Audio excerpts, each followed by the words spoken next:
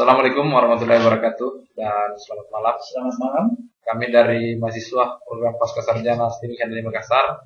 Saya sendiri Mirvan 0 dengan stambuk 032 0101 2013 dan rekan saya Guntur MPM 031 0101 2013. Kebetulan kelompok kami membawakan materi algoritma Dijkstra.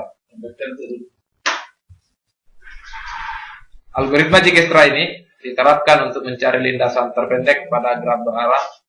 Namun, algoritma ini juga cocok atau benar untuk graf yang tak berarah.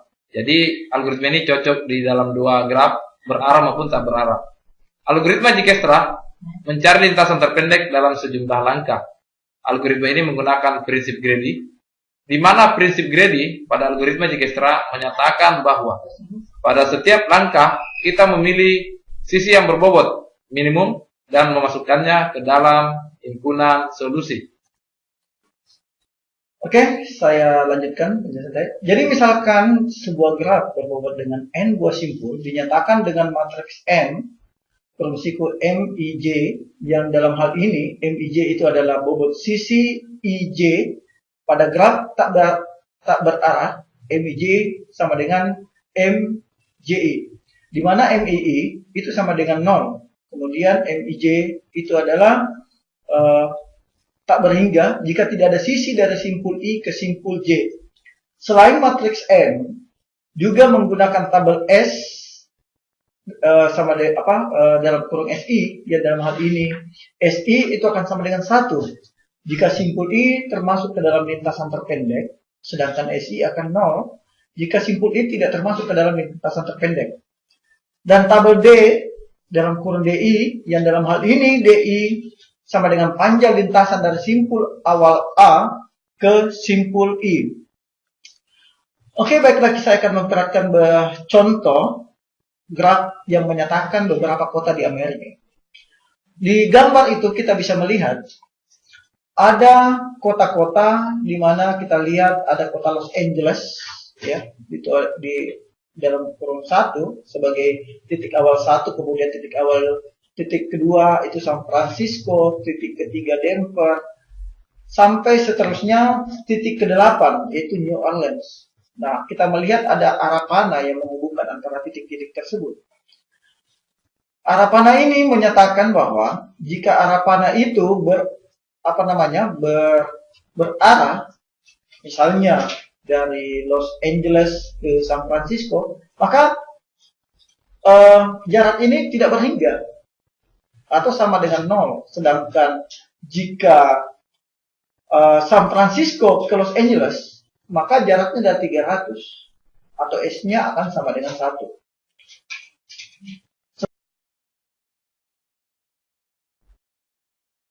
Oke, baiklah, kita akan melihat bagaimana proses OpenMP pada algoritma Dijkstra.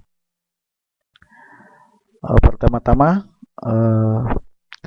kita membuat suatu file dengan mengetikkan sudo pico guntur_mirvan, diakhiri dengan ekstensi C, artinya kita akan membuat dalam bahasa C. Kemudian dari bahasa yang sudah dibuat sebelumnya bisa kita panggil, kemudian di sini bisa kita listing C yang sudah dibuat sebelumnya. Nah, di sini define NV sama dengan 5, artinya kita mau membuat 5 matriks.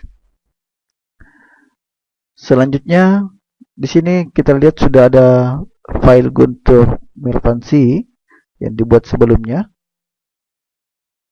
Kemudian akan kita buat file SH-nya,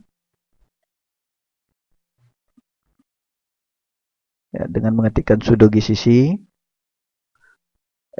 OpenMP Guntur Mirvan, ya, titik C.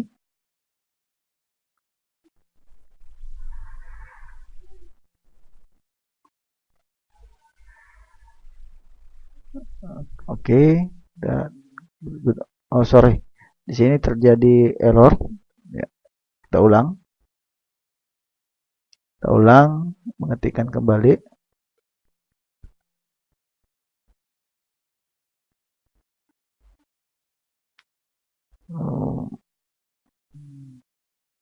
Oke, kita ketik kembali.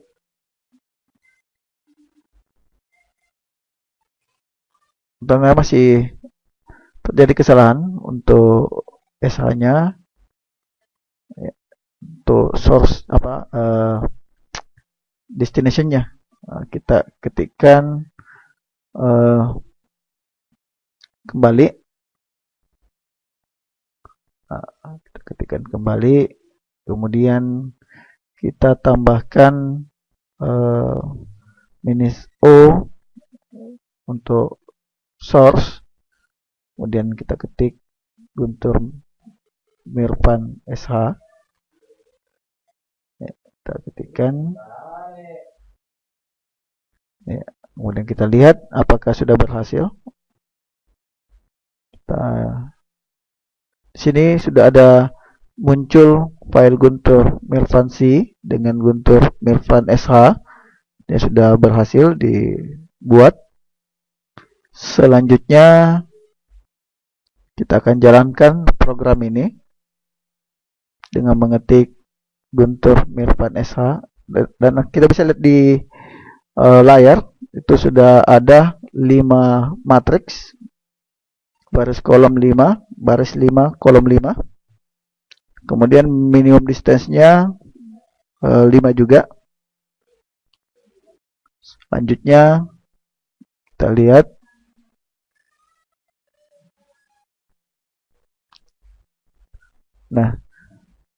kita mencoba mengubah jumlah kolom dengan mengubah define MV5 tadi menjadi misalnya 15, kemudian kita save dan kita jalankan kembali program tersebut. Kita jalankan. Nah, di situ kita lihat ada 15 baris yang dieksekusi secara normal. 15 baris dari 0 sampai 15. Kita jalankan, kita run. Nah, di situ kita bisa lihat juga di situ masih sama dengan tadi. Itu ada 15 file.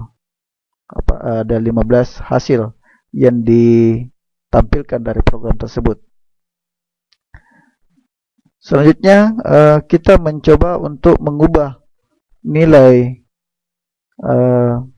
matriksnya menjadi misalnya 7. Kemudian kita save. Selanjutnya kita jalankan apa yang bisa kita lihat dari hasil ini. Nah, di situ bisa dilihat ada 7 file. Ada 7 hasil dari 0 sampai 6. Dari 0 sampai 6 dengan 7 matriks 7 kali 7 yang dibentuk oleh define NV7 tadi.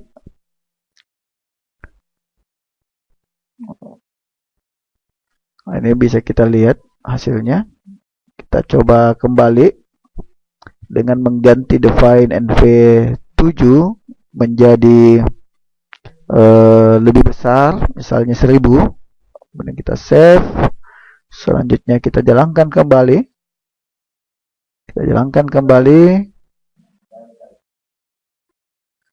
Nah, kita run. Kita tunggu hasilnya beberapa detik.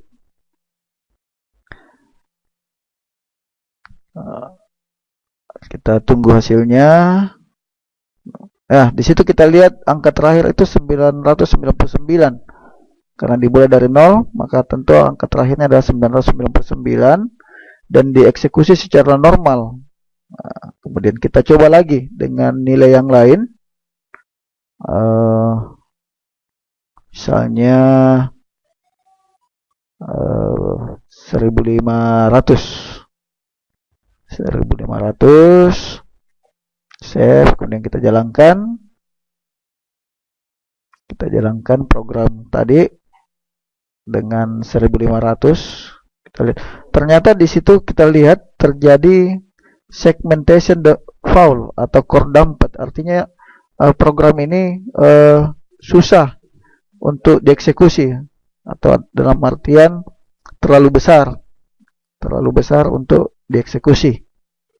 Bisa ditarik kesimpulan untuk menjalankan program ini sebaiknya dibatasi sampai 100, sampai 1000. Kita lihat lagi. Oke, saya kira itu saja hasil dari pembahasan kita, dan terima kasih. Assalamualaikum warahmatullahi wabarakatuh.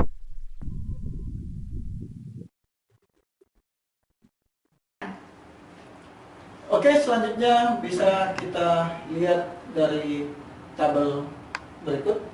Jadi kita bisa melihat di sini ada I sama dengan 1, 2, 3, 4, 5, dan sampai ke 8. Kemudian ada J sama dengan 1, demikian juga indeksnya sampai ke 8. Di matriks ini kita bisa lihat jika I sama dengan 1 dan J sama dengan 1, maka kita bisa lihat bahwa tabel matriksnya adalah 0. 2 dengan 2 akan menghasilkan juga 0. Kemudian 3 dengan 3 akan menghasilkan 0, dan selanjutnya.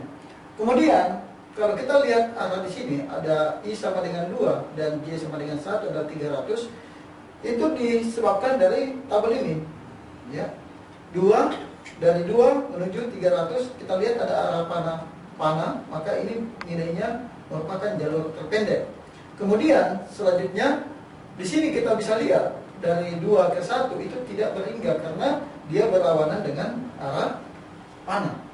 Arah panah atau tidak berarah seperti itu. Nah, ini sangat mudah untuk diisi, mengikuti saja aturan-aturan yang saya sebutkan tadi. Nah, kemudian algoritma Dijkstra's pada jaringan komputer.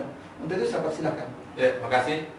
Demikianlah tadi penjelasan dari teman saya tentang contoh algoritma Dijkstra's dalam pencarian lintasan terpendek pada sebuah kota di Amerika. Kalau kita bertanya, di mana sih kita memakai ketika kita berbicara jaringan komputer? Ini kita dapat modelkan sebagai sebuah graf. Dalam setiap simpul menyatakan sebuah komputer atau router, dan sisi dalam graf menyatakan saluran komunikasi yang biasa kita dengar yang disebut dengan link. Setiap sisi mempunyai label nilai yang disebut dengan bobot. Bobot tersebut dapat menyatakan jarak geografis dalam kilometer, kecepatan transfer data, waktu pengiriman. Jadi kalau tadi contohnya dalam sebuah kota, sekarang kita contohnya dalam membuat rutin. Mencari lintasan dari router ke atas asal ke router tujuan dapat diartikan sebagai menentukan lintasan terpendek dari simpul asal ke simpul tujuan di dalam graf yang mempresentasikan jaringan komputer tersebut.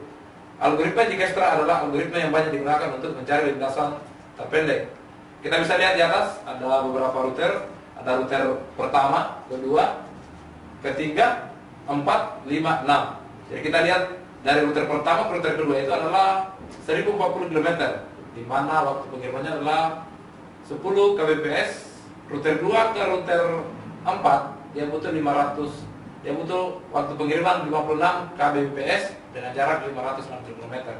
Jadi implementasi yang dari contoh yang pertama tadi, di mana contohnya adalah mencari lintasan terpendek untuk suatu kota di Amerika. Sekarang inilah contoh yang real ketika kita implementasikan ke dalam sebuah teori komputer yang mana kita bisa lihat dalam pencarian lintasan terpendek untuk sebuah router. Makasih, kami dari kelompok 7 mengucapkan banyak-banyak terima kasih. Assalamualaikum warahmatullahi wabarakatuh dan selamat malam. Selamat malam.